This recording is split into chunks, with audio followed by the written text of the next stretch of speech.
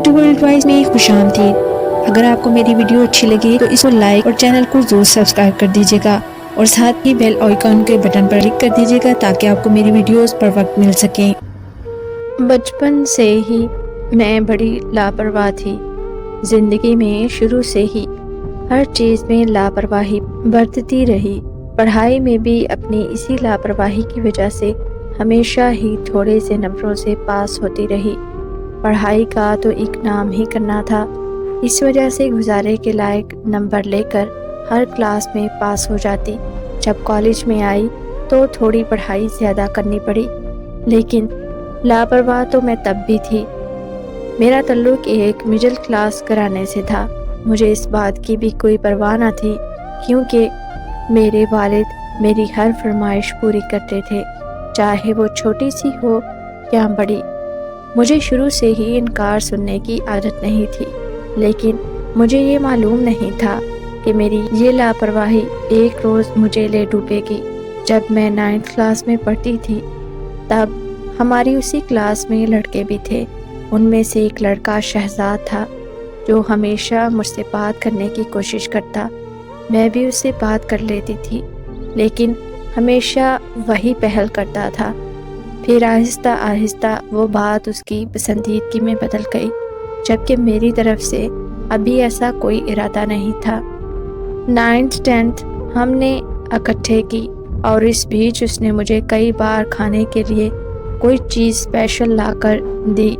میں اپنی لاپرواہی کی عادت کی وجہ سے وہ چیز اس سے لے کر کھا لیتی، یہ بنا سوچے کہ یہ خاص طور پر میرے لیے ہی کیوں لاتا ہے، اور اگر میں اس کی چیز لائی ہوئی کھا لیتی ہوں تو کل کو اس کا نتیجہ کیا نکل سکتا ہے۔ ویسے ہی اتنی بڑی کوئی بات نہیں تھی میری نظر میں۔ خیر، جب کالج میں پڑھنے لگی تو وہاں پر بھی کو ایجوکیشن سسٹم تھا، لڑکے بھی پڑھتے تھے۔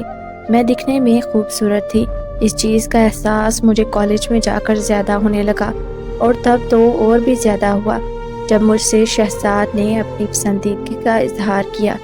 میرے دل میں بھی چاہے جانے کا احساس جگا۔ مجھے یہ اچھا لگتا تھا کہ وہ مجھے اتنا پسند کرتا ہے، میں بھی تھوڑا بہت اس کو پسند کرنے لگ گئی۔ اسکول کے زمانے میں تو وہ مجھے کھانے کے لیے کچھ لا دیتا تھا، اب وہ دوسری چیزیں گفٹ کرنے لگا، پرفیوم، چاکلیٹ اور پھول وغیرہ۔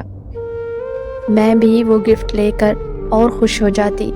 پھر دھیرے دھیرے ہم فون پر بات چیت کرنے لگے، میں سب ٹائم پاس کر رہی تھی۔ یوں ہی وقت گزرتا رہا اور ایک روز شہزاد میرے لیے گولڈ کی رنگ لے آیا۔ وہ رنگ دیکھ کر مجھے احساس ہوا کہ شہزاد کچھ زیادہ ہی سیریس ہو گیا ہے، جبکہ میں تو ٹائم پاس کر رہی تھی۔ پہلے تو میں نے رنگ لینے سے انکار کر دیا، پھر شہزاد مجھ سے کہنے لگا، میں تم سے شادی کرنا چاہتا ہوں، تم یہ رنگ کیوں نہیں لے رہی؟ کیا تم ایسا نہیں چاہتی؟ میں اس کی بات سن کر جھوٹا مسکرانے لگی، کیونکہ میں اتنی جلدی یہ سب کچھ ختم نہیں کر سکتی تھی۔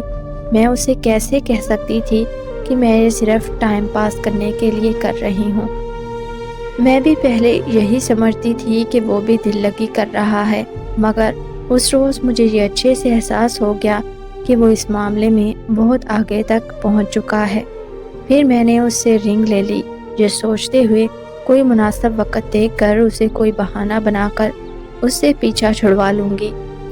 پھر اس واقعے کے 4 مہینے بعد شہزاد مجھ سے کہنے لگا، میرے گھر والے میرا کہیں رشتہ کرنے کی سوچ رہے ہیں، میرے بڑے بھائی کی بھی شادی ہونی ہے، وہ یہ سوچ رہے ہیں کہ میری بھی شادی اس کے ساتھ ہی کروا دیں۔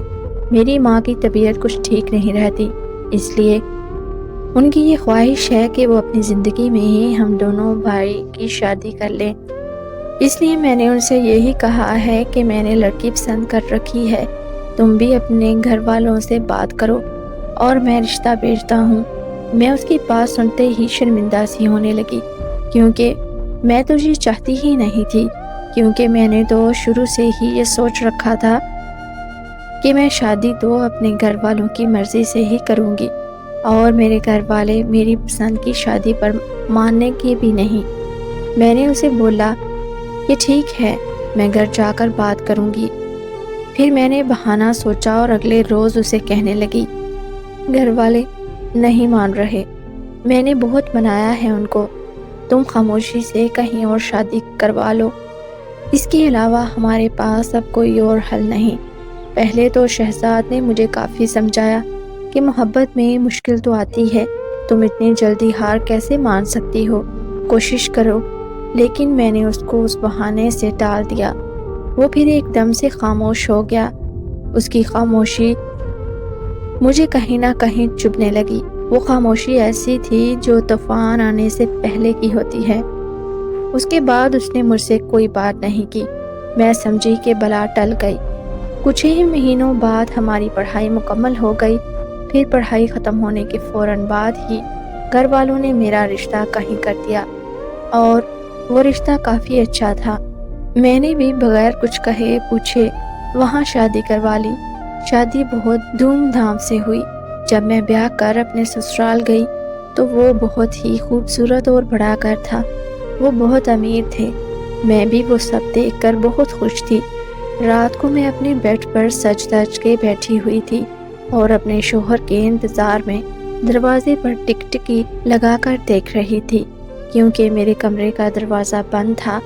دروازہ کھلتے ہی میں جلدی سے اپنی نظر نیچے کر کے گھونگھٹ نکال کر بیٹھ گئی۔ کمرے میں میری نند بولی، بھابی لائیں میں آپ کا گھونگھٹ اٹھاتی ہوں۔ میں مسکرانے لگی۔ جب میری نند نے میرا گھونگھٹ اٹھایا تو میں سامنے دیکھ کر دنگ رہ گئی۔ میرے اوزان خطا ہونے لگے اور میں سکتے میں چلی گئی، کیونکہ میرے سامنے شہزاد کھڑا تھا۔ مجھے ایک پل کے لیے کچھ سمجھ نہیں آئی کہ شہزاد یہاں پر کہاں سے آ گیا۔ شہزاد بھی مجھے دیکھ کر حیران ہو گیا۔ پھر اتنے میں پیچھے سے آواز آئی، شہزاد تمہاری بھابھی خوبصورت ہے نا؟ یہ کہتے ہوئے میرا شوہر کمرے میں داخل ہوا، یعنی شہزاد میرا دیور تھا۔ میں اسے دیکھ کر بہت ہی شرمندگی محسوس کرنے لگی اور خوف میں آ گئی کہ اب جانے میرے ساتھ کیا ہوگا۔ لیکن شہزاد نے کسی سے کچھ نہیں کہا۔ مجھے یوں دیکھ کر اس کی آنکھوں میں آنسو آ گئے اور وہ اسی وقت کمرے سے بغیر کچھ کہے باہر نکل گیا۔ لیکن میرے چہرے کا رنگ اڑ چکا تھا۔ میرے شوہر نے مجھے اس حالت میں دیکھا تو وہ کہنے لگا، تم ڈر کیوں رہی ہو؟ میں جانتا ہوں نئی نئی دلہن ہو، مگر ڈرنے کی ضرورت نہیں۔ وہ یہ سمجھ رہا تھا کہ میری نئی شادی ہوئی ہے، شاید میں اس لیے نئے ماحول میں آ کر اس طرح پریشان ہوں، جبکہ بات کچھ اور تھی۔ پھر جب بھی شہزاد میرے سامنے آتا میں بہت شرمندہ ہوتی۔ شہزاد نے شادی نہیں کروائی تھی، مجھے دیکھ کر اپنا راستہ بدل لیتا تھا وہ۔ اس نے اس گھر میں مجھ سے کوئی بات نہیں کی تھی، لیکن میں چاہتی تھی شہزاد اس گھر میں سے کہیں اور چلا جائے، کیونکہ اس طرح میرا بار بار اس سے سامنا ہونا کسی خطرے سے خالی نہیں تھا۔ ایک روز میں نے موقع پا کر شہزاد سے کہا وہ اس گھر سے کہیں دور چلا جائے۔ وہ میری بات سنتے ہی کہنے لگا، یہ تم کیا کہہ رہی ہو؟ پہلے تم نے میرے ساتھ جھوٹی محبت کا ناٹک کیا اور اب مجھے مزید دکھ دینا چاہتی ہو۔ یہ کہہ کر وہ کمرے سے باہر نکل گیا۔ اسے کمرے سے باہر نکلتے ہوئے میری چھوٹی نند نے دیکھ لیا۔ اس کو ہم پر شک ہونے لگا۔ پھر وہ اس بات کو زیادہ نوٹ کرنے لگی۔ جب شہزاد کو بھی یہ اچھی طرح پتہ چل گیا کہ میں اس کو یوں دیکھ کر ڈر جاتی ہوں، تو اس بات کا فائدہ اٹھانے لگا۔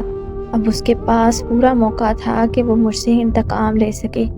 اس لیے وہ جب بھی میرے سامنے آتا کوئی نہ کوئی بات ایسی طنز میں کر جاتا جس کو سن کر میں شرمندہ ہونے لگتی۔ اس کی حرکتوں سے تنگ آ کر میں پھر اس سے کہنے لگی، آخر تم میرا پیچھا کیوں نہیں چھوڑتے؟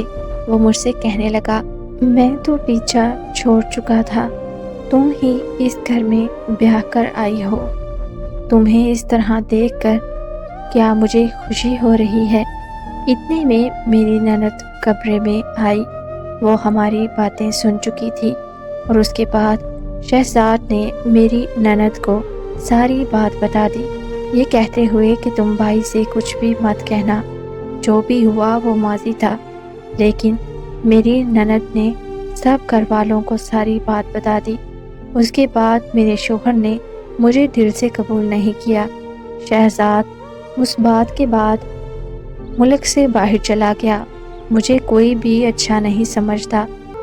میں ساری عمر کے لیے اپنی لاپرواہی کی عادت میں ٹائم پاس کی دل لگی کی سزا بھگت رہی ہوں۔ آپ کے قیمتی وقت کا شکریہ۔ اللہ حافظ۔